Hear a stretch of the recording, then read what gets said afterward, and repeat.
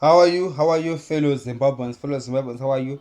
I want to talk on this video about money, fiat currencies, inflationary pressures, and what the government is currently doing with these attempts to print money to give to war veterans that we all know do not exist, in order to get votes in next year elections. And I want to show you that that is a very big mistake that the government is doing. Last week, God gave us an advice, and I made a video, and God said, tell General Chiwenga that this is what you print money for.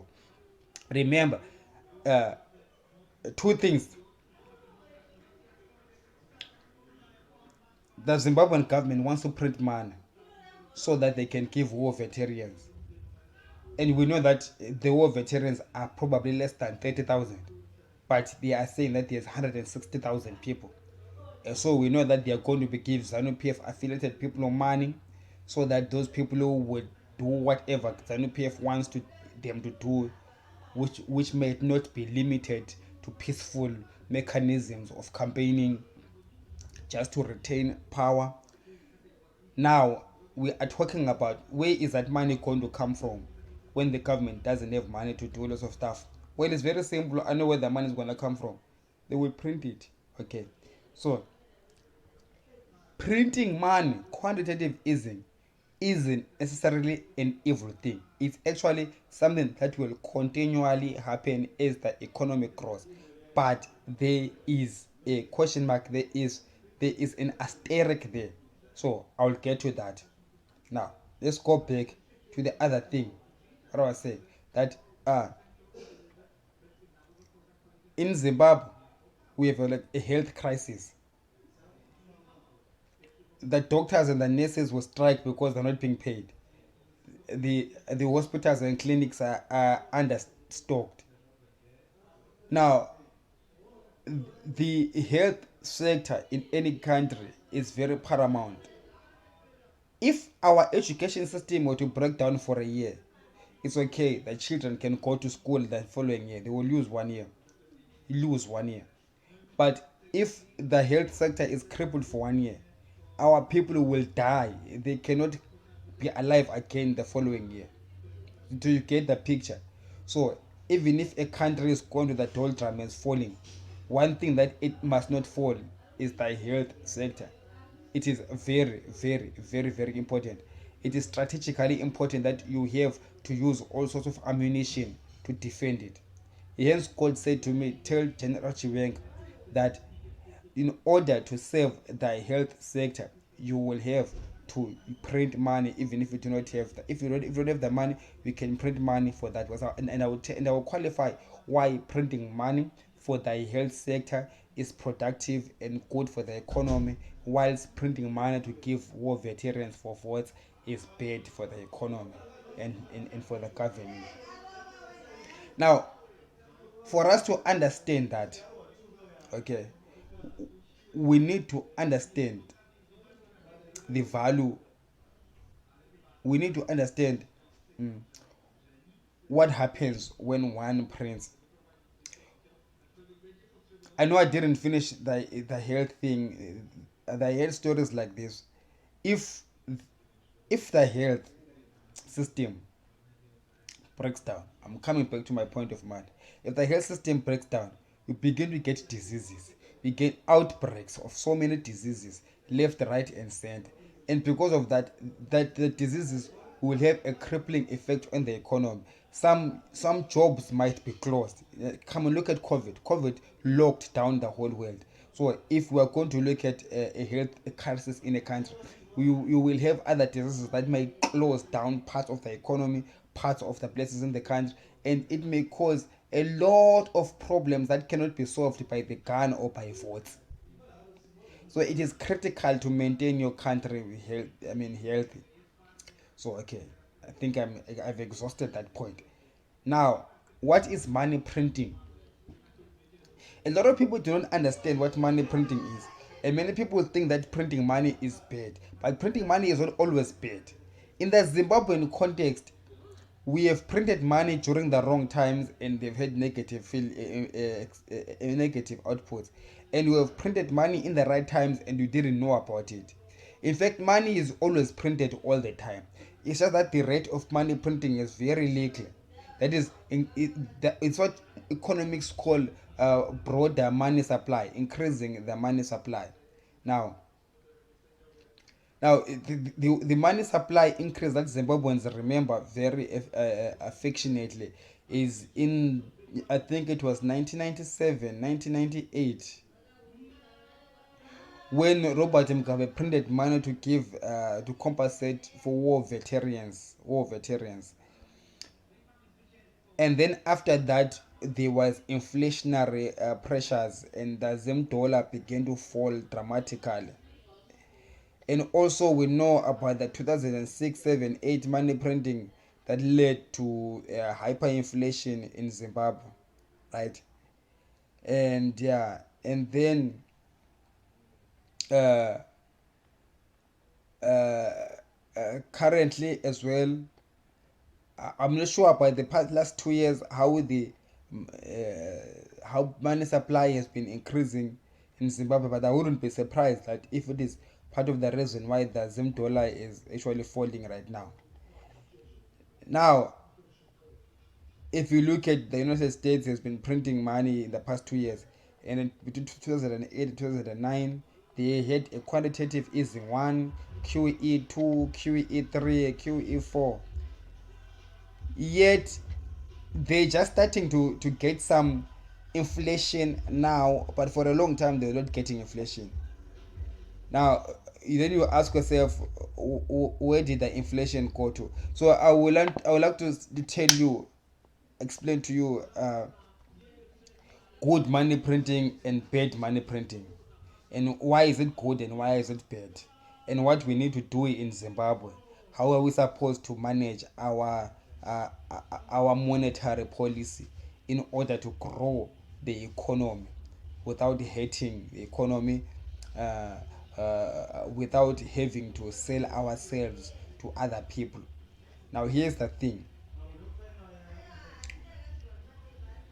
money, most people do not know, is not really backed by anything. It's what we call fiat currencies. Is something which is not backed by nothing. Let me give an example. Let me look at this. These guys don't pay me. I'm not gonna advertise their thing. Let me look this cold drink. I won't put the brand name because they didn't pay me. This cold drink, right? Let's just say it is 20 rand, and I can make it myself. I can make it at home. I can go outside to the tree, take some fruits, add some water, and it's a cold drink. It's 20 rand. I didn't buy it. I can produce it myself. So I am a producer. I can produce something that is worth 20 rand. Okay. Then you are thirsty. You want that juice from me, right? The cold drink from me. But I tell you that it is 20 rand. But you do not have 20 rand. What you have is a goat that is worth 400 rand. You understand? We cannot do barter exchange for that, because now you do not want 400 rand worth of juice, of cold drink. You want 20 rand worth of it. You are willing to pay. You have got a goat, but your goat is worth 400 rand. You understand? So now we need a mechanism that can help us to exchange these goods, whereby you can give me 20 rand of the 400 rand goat. You're not going to cut a leg of a goat, obviously, because it is worth 400 rand if it is healthy. The moment you cut a leg of a goat, it's no longer worth 400 rand. It's now worth less. It's now worth much less. So we want the goat intact. That is where money comes in, fiat money. What we do with, you have got a goat worth 400 rand. You go to the bank. The bank knows you've got a bank. You've got a goat worth 400 rand. Now, what the bank does with when it comes to money is two things. It's either the bank can borrow you money. You need 20 rand. The bank can borrow you 20 rand, knowing that you can pay back because you have got a goat worth 400 rand. You understand? You are within the framework of safety. So the bank can give you a note, a 20 rand note, which is recorded as a borrowing. So it's a credit. Hence they say that money is credit. You remember Jay-Z said, do you want to know how Jews become the richest people in America? Credit. He was right. It is credit. So when the bank borrows you 20 rand, you come with that 20 rand to me. You give the 20 rand to me, and I will give you the cold drink. Since you were thirsty, you will satisfy your thirst. Now I have got 20 rand. Remember, the juice that I had was worth 20 rand anyway. So when I give the juice to you and you give me the 20 rand, I am still holding the same value of assets, which is still 20 rand. You understand? So now you still owe the bank 20 rand. You understand? So let's put an example whereby you keep buying from me until you buy 400 rand worth of juices from me, and the bank keeps on borrowing you money, 400 20 rand, until you owe the bank 400 rand, and I've got 400 rand in my name, and you've got a goat worth 400 rand. When you want to pay back the bank, you can either say to the bank, I don't have money, I've got a goat worth 400. Bank, I will give you my goat. So now you no longer have a goat. Now that money, in that way, the goat itself is backing the credit, because there is a goat that is not inflationary, because the goat is there. So because the bank doesn't want to keep goats anyway, the bank will uh, sell your goat to someone else who wants a goat for 400 rand. What happens is that the bank will cancel your credit. You understand? Because you will sell your goat to someone else who will give you 400 rand, and then you go to the bank with that 400 rand and cancel your credit. Now you don't owe the bank anything anymore, and you don't have a goat anymore, because you've bought 400 rand worth of cold drink, and that goat has gone to someone who has got 400 rand. But now you ask yourself, where did that person get the 400 rand in the first place to buy the goat? Because in this simple example, the bank has only credited 400 rand. So for that person to have the 400 rand in the first place, that person must borrow the 400 rand from the bank, because without 400 rand that person cannot buy your goat. So it's either that person must have assets also that are worth 400 rand for the bank to look at and say, okay, we're borrowing you because we're backing it by the asset that you have. In that way, you are having a currency that is backed up by something. But because we are not always going to have that, and then there are other assets that are very difficult to evaluate, the bank does that it creates credit anyway to facilitate trade. So let's just say the other person who's buying a goat will not even have anything to prove that is worth 400 rand. The bank will just borrow that person 400 rand based on nothing, okay? Based on trust. Based on trust. Because trust has got value. The bank trusts him, they give him 400, the guy gives you 400 rand, and then you take that 400 rand to pay back at the bank. So in this case, we have got broad money supply increase of plus 400 rand in the economy. That guy received that money as credit. At some point, the bank says that money must come back. But in a normal economy, that money should not come back and will never come back, because we need a lot of credit to represent things that we are doing out there. That is the purpose of a bank. That is the purpose of money. You understand? So when you create money, if you're a bank and you create money, or you're a government, you print money, create money, that money should be used for productive purposes. You understand? If it is not used for productive purposes, it will take us to this other dynamic now, this dynamic that I'm going to show you now, the dynamic of inflation. Where does the inflation come in? First I was explaining to you how money is created. Now I'm explaining to you how it's going to be inflationary or not. When you print money, because money is backed by nothing, right? What happens is that you cause the economy to have a lot of money, yet the amount of goods produced by the economy remains the same. So that money is not causing the economy to produce more goods. It's just going to buy the goods that are there. What you create now is competition for those goods. Because there is more money available, more players with money. They begin to compete for the fewer goods that are available, thereby driving prices up, which means the ones that want the good most will actually will keep on pricing the goods higher. That is inflationary. That's what happened in the 1997-1998 era when Robert Mugabe printed a lot of money and gave it to the war veterans. The war veterans, when they got those 15,000, the 50,000, they didn't take that money and produce goods in the economy. No, they took that money and became consumers. They went to compete for the goods that are already in the economy. You understand? So when you compete for the fewer goods, the prices go up because of competitive factors. So if you print a whole lot of it, all of it, and a lot of the recipients do not produce anything, the only effect is that the whatever goods that is on the market, their value increases. It's called inflation, and that is not what you want. Because if it is too much, it can be hyperinflation. It's got negative economic impact.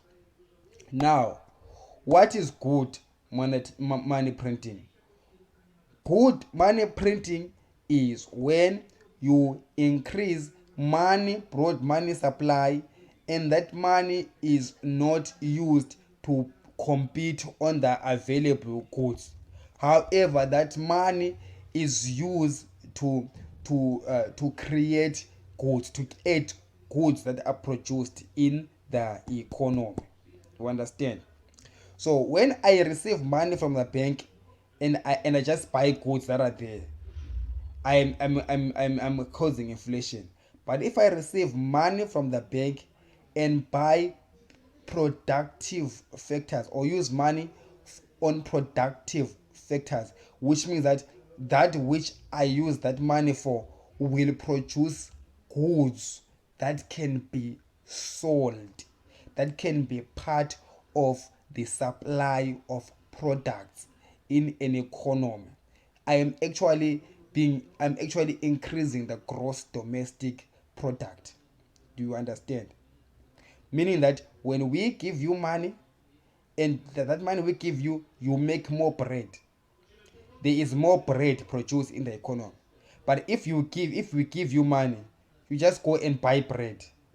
You are not producing any more breads in the economy, but you are causing the price of bread to go higher because you are competing for the fewer loaves that are there. So now, it, the work of government and the central bank, therefore, is to make sure that as they increase the money supply, there is also a corresponding increase in the production in the production in the economy. That now is a collaborative effort, not just the central bank which creates the money, but also the ministries of trade and industry, the minister of finance, and other government departments in the private sector, in order to make sure that when we print money and we make this money available, it's for productive factors. That is why banks usually lend money to businesses, because businesses increase the gross domestic product of a nation. So if businesses feel like they will need to produce more goods, they will go to the bank and borrow money. So the bank creates money that doesn't exist, increasing the money supply so that the business can produce goods, increasing the amount of goods. So in that way, The money supply increases.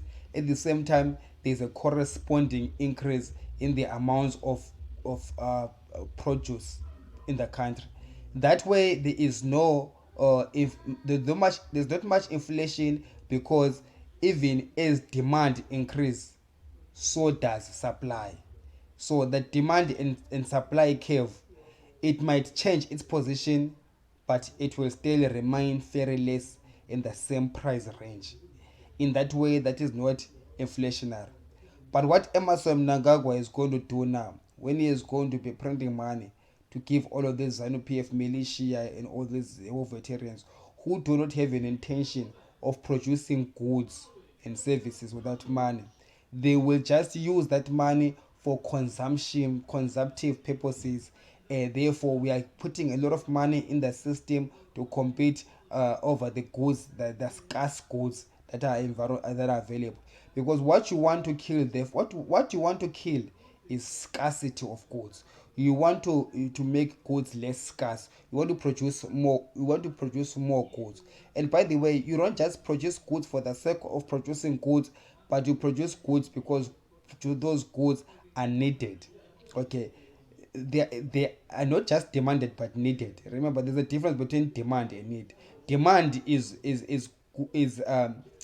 is goods that people are willing to pay for.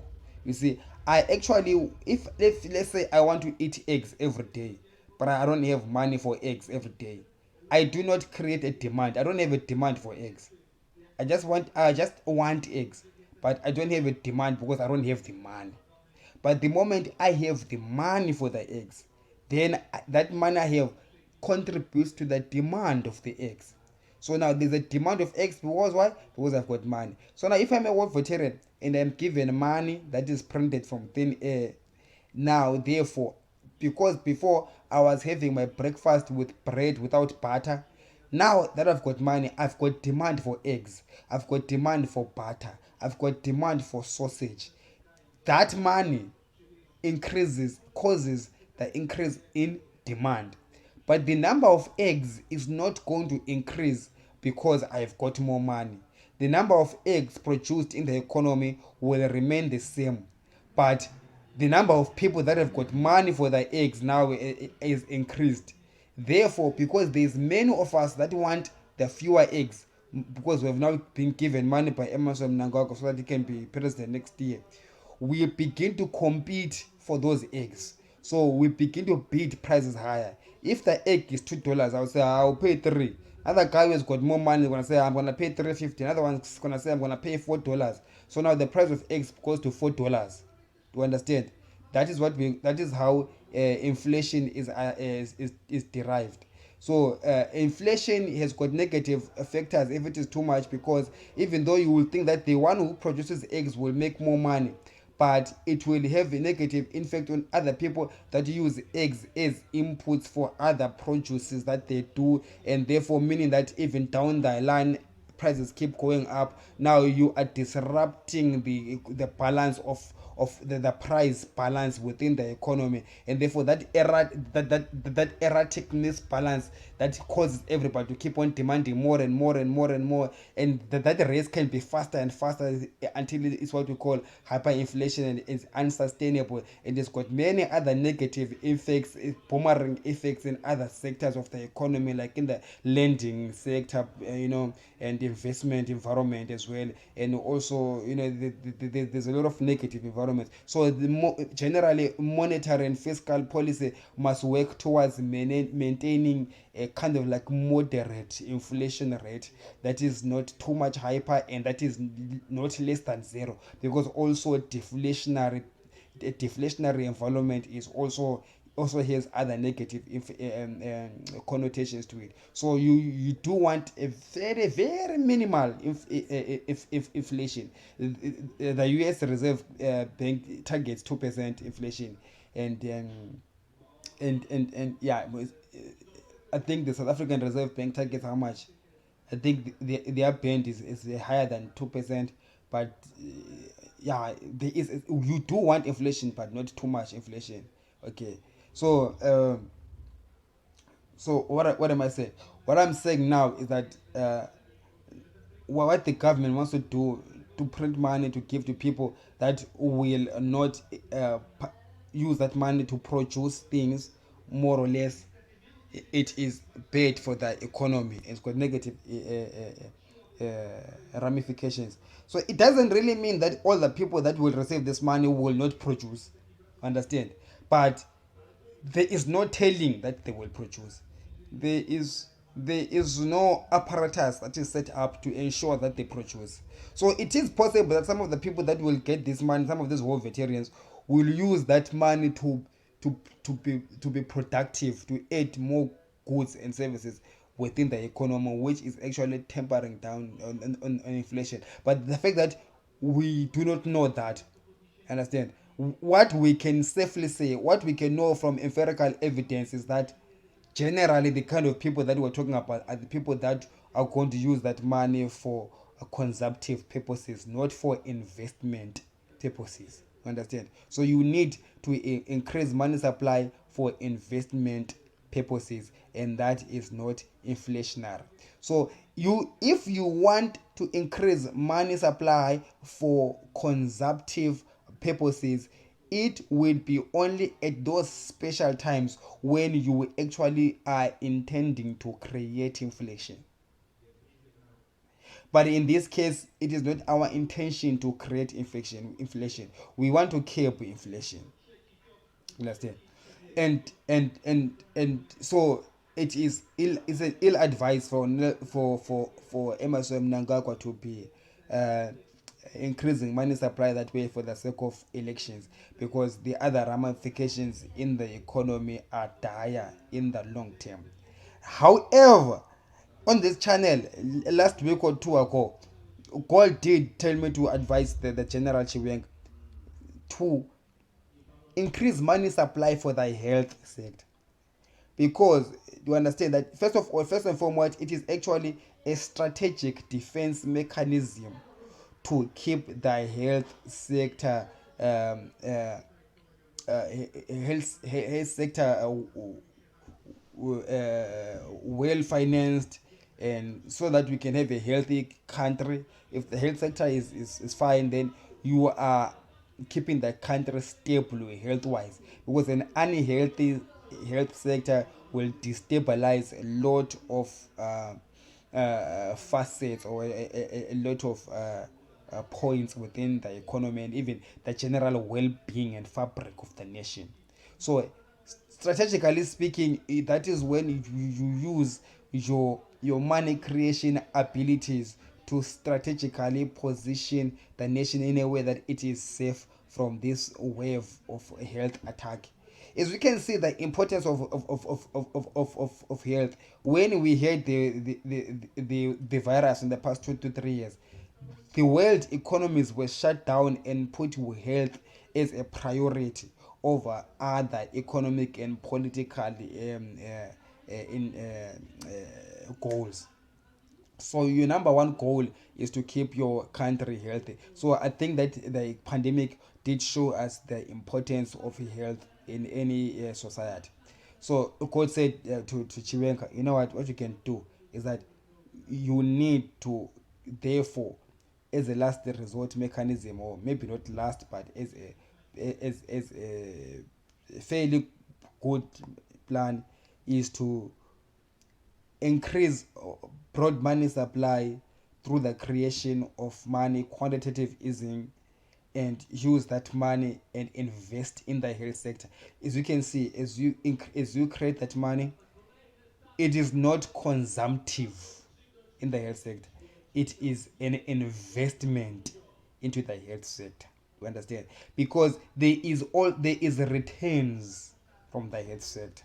You see, when you create, when you let's go back and then to what I told you, and let's see how this example will work when you're creating money for the health sector.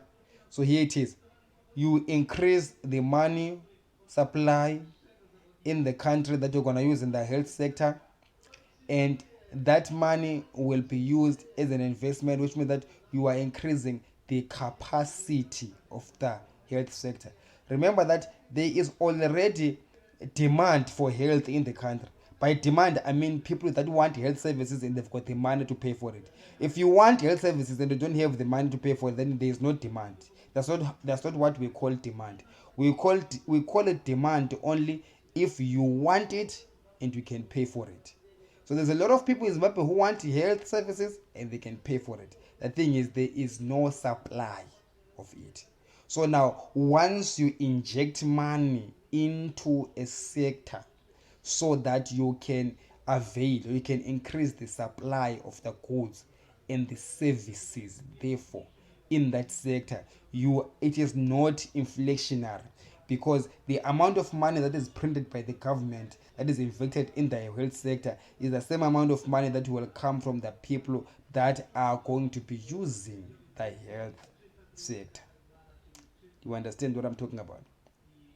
Because people do not get the health for free. People pay for health services, and people have got medical aids, and medical aid companies, they pay the clinics and the hospitals. You understand? So even when the government is paying the doctors and the nurses, that money itself comes from the taxes which the people have. So if the tax base is not adequate for now, therefore the government is borrowing on behalf of the taxpayers, and the health sector is run as some kind of a business, not as a loss making sector, but as a sector that has got very less either positive returns or breaks even. So in that way, you avert a health crisis. You avoid health crisis along the way, along down the line. At the same time, you are not causing the nation to go through an inflationary spiral. So that is the kind of thinking that ZANU-PF government should be thinking of right now. But of course, I am not in power.